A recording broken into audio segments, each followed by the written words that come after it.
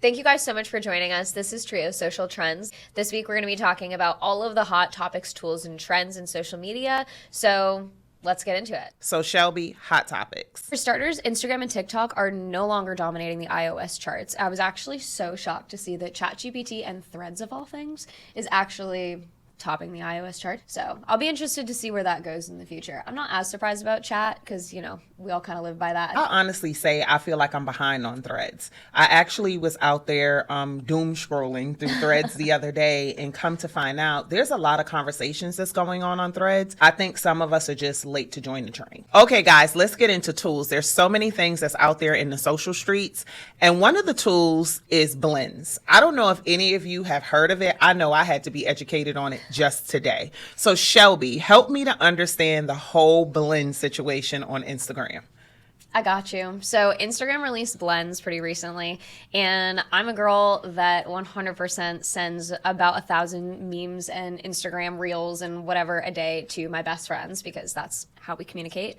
And they recently came out with blends, and one of my friends sent me one, and it's basically where if you click it and you share it in like your DMs with somebody, I can see all of her feed and she can see all of mine for like Instagram reels. And so it's just kind of a fun thing to do with your friends where like, even though our feeds are probably very similar because we send each other 100 things a day, it's fun to see, what they're getting. And I guess it would also be even more fun to do with people that you don't necessarily share everything with, because then you get more of an insight into, what they're interested in their daily feed and their algorithm.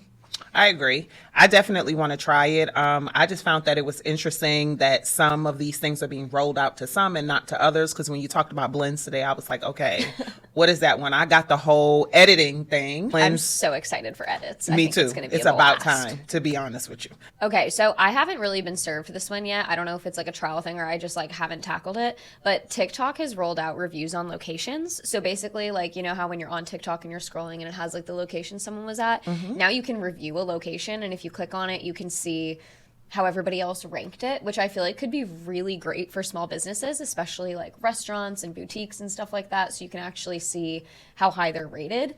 And also I think it's going to keep brands to a higher standard. Yeah, for sure. I think the other good tool for that is travel. So if you're getting ready to go and take a vacation and you just want to understand what's available in the city. Oh, absolutely. And even just finding like the top cities and like if you actually want to go there.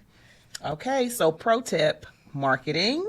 So for this location thing on TikTok, get your marketing together because it's going to count. TikTok is also testing a new feature called Footnotes, and I can't say I'm like an expert on it because I'm never part of the testing round. But basically, you're supposed to be able to add a bit more context to your post, kind of like in other apps, how you can add kind of like a footnote to it. So I'm interested to see where it goes. I think it could be great for the algorithm and also really helpful for creators to like get their content out there and for SEO purposes. No, I definitely think it will help with SEO, especially when you think about not necessarily on TikTok, but on Instagram, how hashtags are becoming the most irrelevant, and it's all about SEO push. So I think those footnotes and putting keywords in there is definitely going to help you to push to the right people. Instagram's also rolling out a new feature where right now you can see all the feeds like chronologically, and you'll still be able to do that, but you'll also have the option to view people's feeds from like most viewed.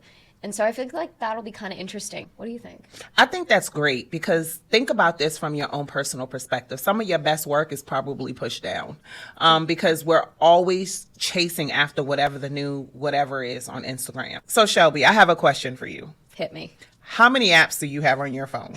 Way too many.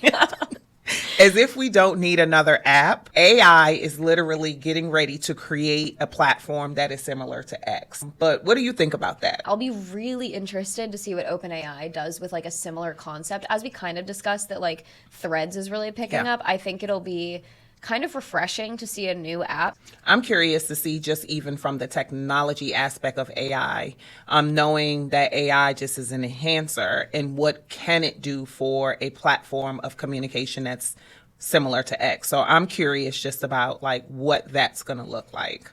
Me too. Now for some fun trends. Right now, what's really trending on TikTok is the Googled My Symptoms, and, then it comes up with, like, a latte, a nap, whatever, which, honestly, facts. All of those, please. But that one's super fun if you haven't already done it. Another good one is something that's like bad for business, but it's actually something that's like helping you stand out or that's like different. So it's kind of showing like, oh, this is bad for business, but then it's actually really productive. So that one's fun if you haven't jumped on that one yet either. I think that one's cute and fun because it allows you to embrace your uniqueness. Thank you guys so much for joining us for Trio's Social Trends this week. Catch us back next Wednesday to see what's trending next week, and we'll see you then. See you